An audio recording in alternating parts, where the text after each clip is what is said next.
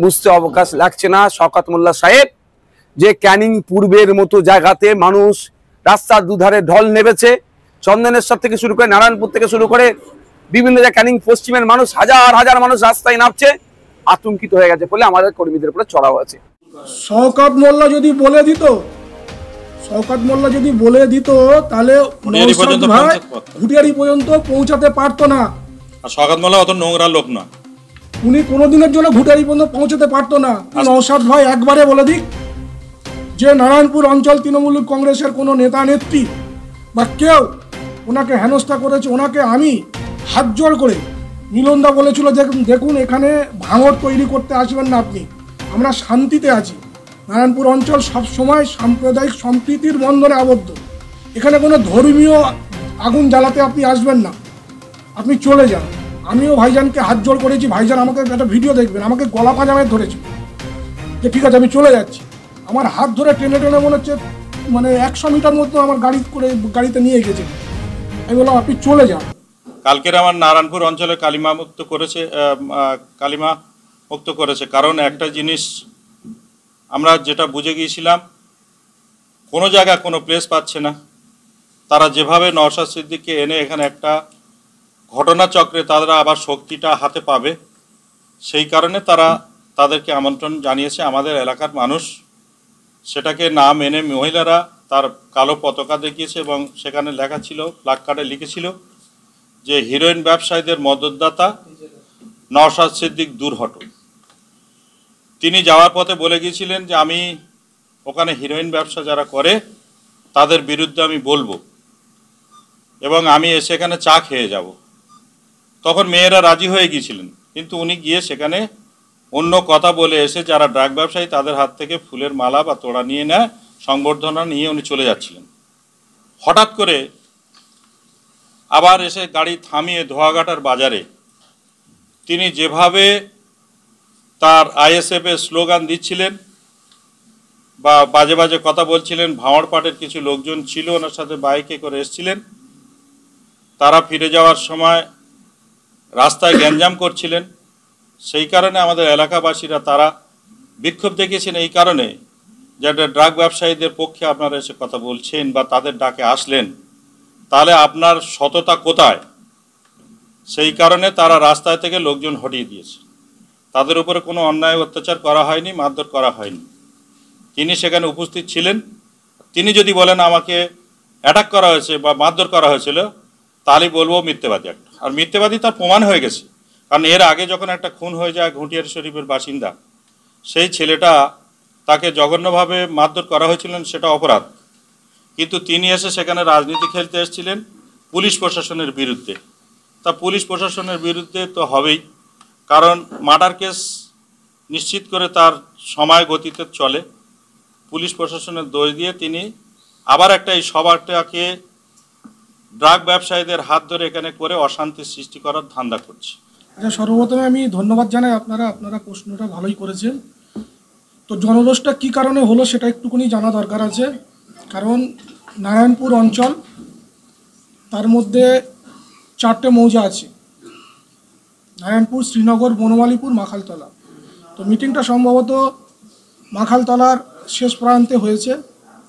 তো উনি যখন এখান থেকে যায় তখন মহিলারা ওনাকে ধরে বা কালো পতাকা দেখায়, একটাই কারণ যে আপনি যেখানে যাচ্ছেন বা যাদের ডাকে যাচ্ছেন তারা কিন্তু কেউ ভালো লোক নয়।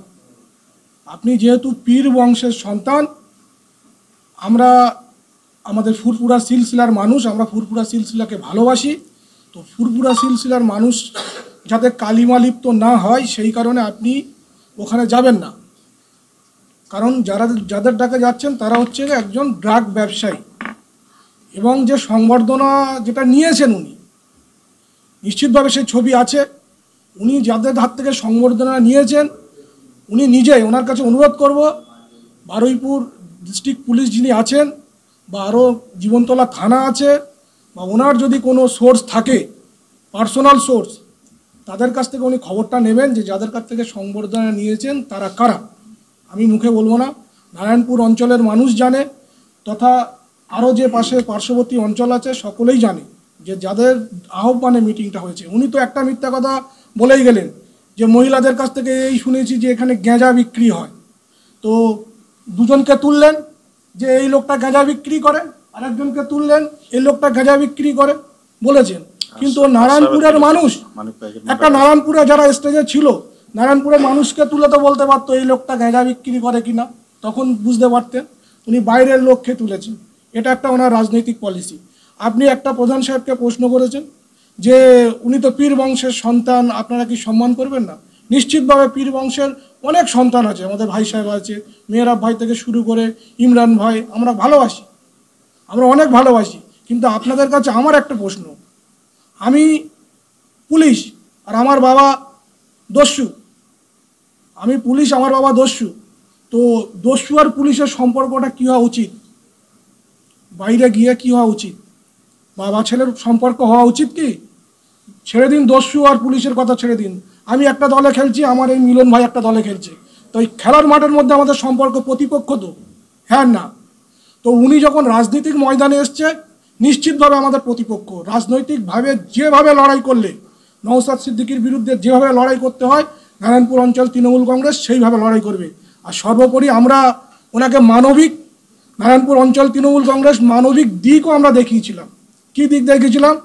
উনি আমাদের কোনো একটা পুলিশ অ্যাঙ্গেল থেকে, আমি নাম বলবো না, তিনি আমাদেরকে বারবার বলেছেন যে উনি একটু ফুটেজ খোর, দু চারটে লোক জমায়েত দেখলেই উনি নেমে কথা বলবে, বিভিন্ন রকমভাবে এ করবে, অঙ্গিভঙ্গি করবে, আরও দু চারটে লোক জমে যাবে, এটা হচ্ছে উনি চায়।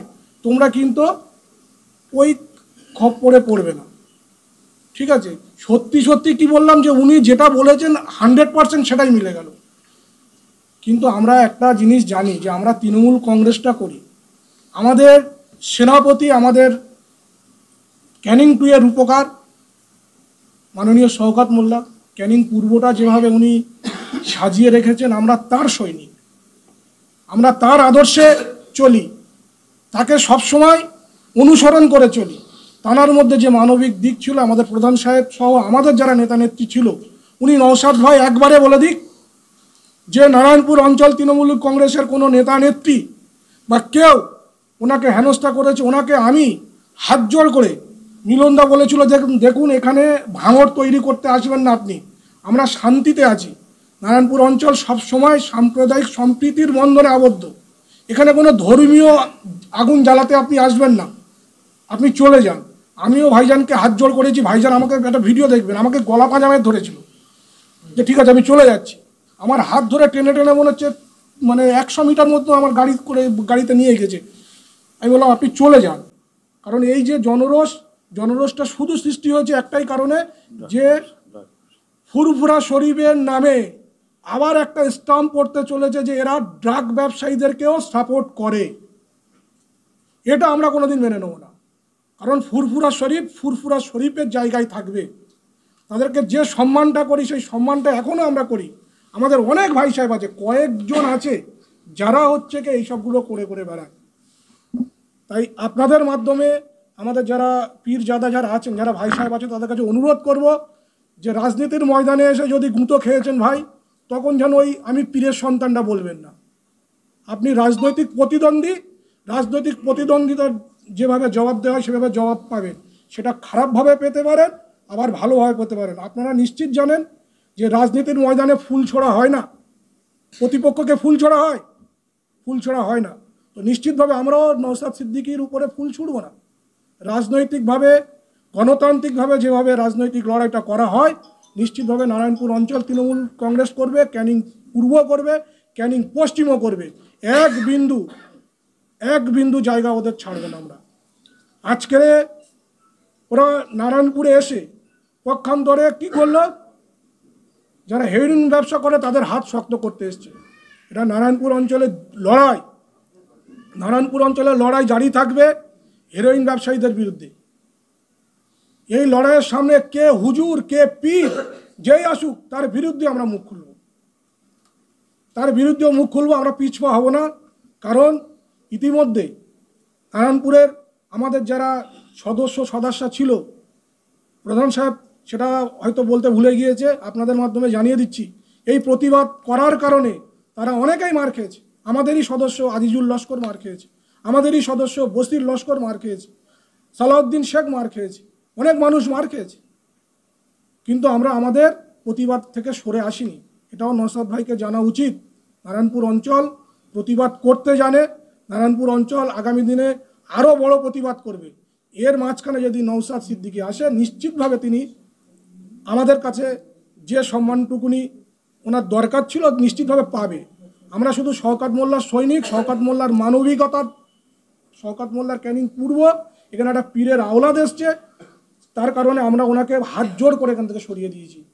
কারণ একটা বড় অঘটন ঘটে যেতে পারতো, কারণ প্রচুর মানুষ, গ্রামের মানুষ, প্রচুর মানুষ তার বার হয়েছে।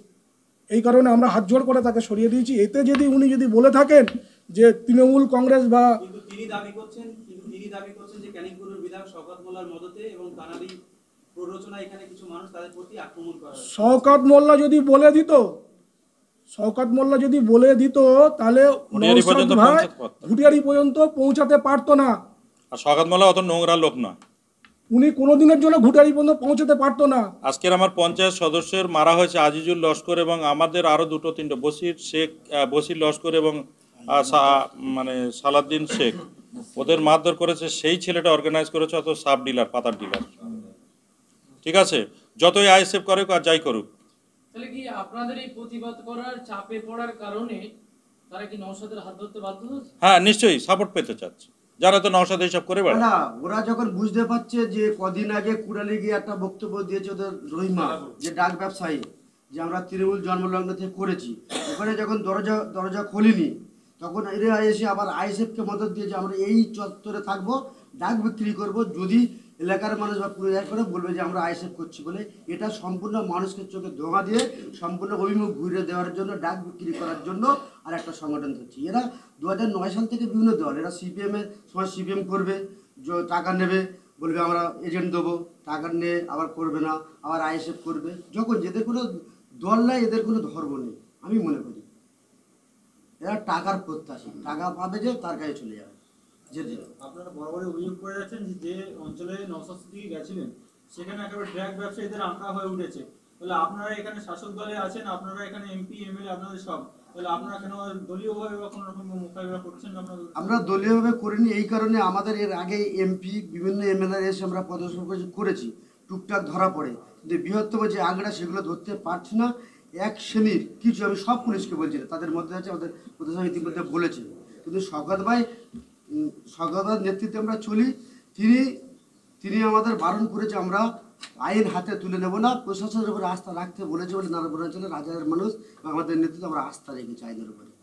দাদা, নওশাদ সিদ্দিকী সবসময় বলে যে খাতাবের মামলার সাথে তুলে দেওয়ার কথা বলে, কিন্তু তার বিরুদ্ধে আপনার এমনটাই অভিযোগ করছেন, তাহলে কি নওশাদের মুখে আর কাজে আর বলুন? নওশাদ সিদ্দিকী সবসময় বলে যে মানুষের হাতে খাতাবেন তুলে দেওয়ার কথা বলে, কিন্তু তার বিরুদ্ধে আপনারা এমনটা একটা অভিযোগ করছেন, তাহলে কি নওশাদ সিদ্দিকীর মুখে আর কাজে আর? হ্যাঁ, নিশ্চয়ই তো, কাজে এক আর করায় আর এক। ভাঁড়ের যারা আছে, ভাঁড় বিধানসভা যারা আছে, ওখানে রাত দিন মারামারি করাচ্ছে, বোম ধরাচ্ছে, পিস্তল ধরাচ্ছে, খুন করাচ্ছে মানুষের, সেটা আমরা জানি। মুখ আর মুখোশ ওর আলাদা, মুখে একরকম বলবে, ভিতর থেকে আর এক রকম করছে, এটাই ঘটনা।